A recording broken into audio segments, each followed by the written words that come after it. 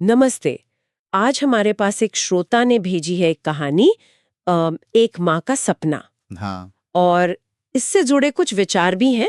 वो जानना चाहते हैं कि उत्तर प्रदेश के एक छोटे से गांव की ये कहानी, सीता देवी और उनके बेटे राजू की, ये मातृत्व, त्याग और उम्मीद के बारे में क्या बताती है। बिल्कुल, कहानी काफी मार्मिक है। हाँ, तो चलिए जरा इसमें गहराई से उतरते हैं और देखते हैं कि क्या मुख्य बातें निकल कर आती हैं। जरूर। कहानी की शुरुआत ही काफी मुश्किल हालात से होती है। हम्म। सीता देवी, पति की मृत्यु हो चुकी है, अकेले राजू को पाल रही हैं। हाँ, और गुजारा कैसे करती हैं?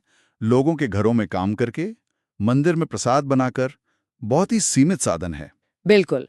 और इन सब के बीच उनका एक ही सपना है कि राजू पढ़ लिख जाए, बड़ा आदमी बने। और देखिए, यहीं पर एक दिलचस्प बात उभरती है।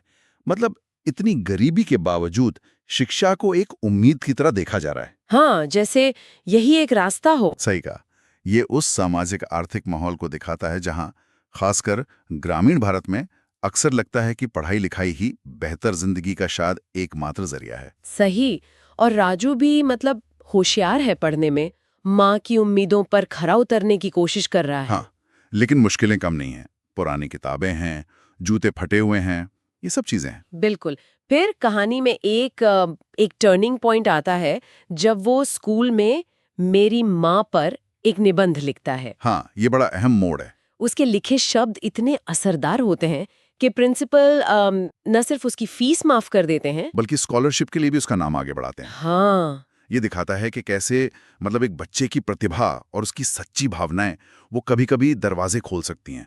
खासकर अगर सिस्टम जो व्यवस्था है वो थोड़ी संवेदनशील हो। सही बात है। और ये सिर्फ राजू की तारीफ नहीं है ना? नहीं, बिल्कुल नहीं। ये एक तरह से उसकी माँ के संघर्ष की भी पहचान है, जो वो रोज झेल रही हैं, जो त्याग कर रही हैं।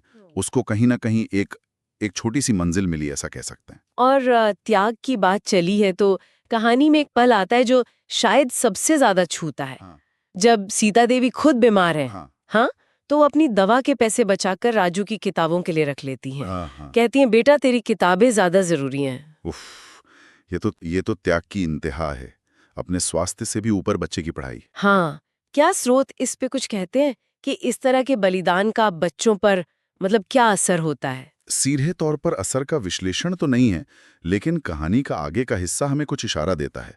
राजू इस त्याग को समझता है, वो और मेहनत करता है। अच्छा। वो इंटर में टॉप करता है, फिर एक एनजीओ उसकी मदद करता है और वो आईआईटी पहुंच जाता है। वाह, मतलब माँ का सपना सच होने की राह पर। बिल्कुल, उन्हें सारी खुशियां देगा, उनका सारा दुख दूर कर देगा। वो उस त्याग के वजन को महसूस करता है, लगता है। और फिर माँ का जवाब, वो क्या था? हाँ, माँ का जवाब शायद पूरी कहानी का निचोड़ है। वो कहती हैं, बेटा, मेरा सपना अब अधूरा नहीं है, तुझसे बड़ी दौलत कोई नहीं। ओ, मतलब उनके लिए बेटे का पढ़ लिख कर काबिल बन जाना ही सबसे बड़ी दौलत थी। बिल्कुल। उनके लिए सफलता का मतलब शायद वो नहीं था जो हम अक्सर सोचते हैं, पैसा, बंगला, गाड़ी। उनके लिए बेटे की उपलब्धि, उसका उस मुकाम तक पहुंचना ही सब कुछ था। उनका सपना पूरा हो गया था। ये तो बहुत बहुत गहरा है। लेकिन कहानी का अंत थोड़ा दुखद है ना? हाँ, अंत तो दुखद है।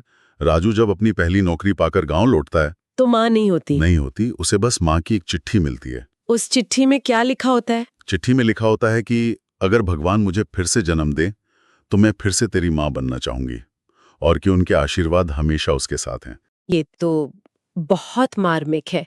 एक तरफ बेटे की सफलता और दूसरी तरफ माँ का ना होना। हाँ, ये कहानी को एक ऐसे मोड़ पर छोड़ता है जहाँ खुशी और दुख दोनों साथ हैं।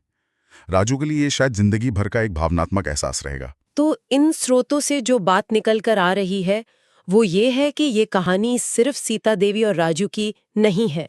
नहीं, बिल्कुल नहीं। ये उन अनगिनत माँओं की कहानी है जो चुपचाप बिना किसी श्रेय की उम्मीद किए अपने बच्चों के भविष्य के लिए अपने सपने, अपनी जरूरतें सब कुर्बान कर देती हैं। सही कहा। ये मातृत्व के उस निस्वार्थ प्रेम और बलिदान का प्रतीक है। शिक्षा की ताकत को भी दिखाती है कहानी, और उम्मीद को भी। बिल्कुल। और अंत में ये हमें एक सवाल के साथ भी छोड़ जाती है, जिस पर श्रोता भी सोच सकते हैं क्या सवाल? कि जब किसी का सपना, किसी की सफलता, किसी दूसरे के इतने गहरे, इतने लंबे त्याग पर बनी हो, तो उस सपने को जीने का भार या कह लें जिम्मेदारी, वो कैसी महसूस होती होगी। हाँ, ये सोचने वाली बात है। ये एक ऐसा पहलू है जिस पर अक्सर बात नहीं होती। बिल्कुल।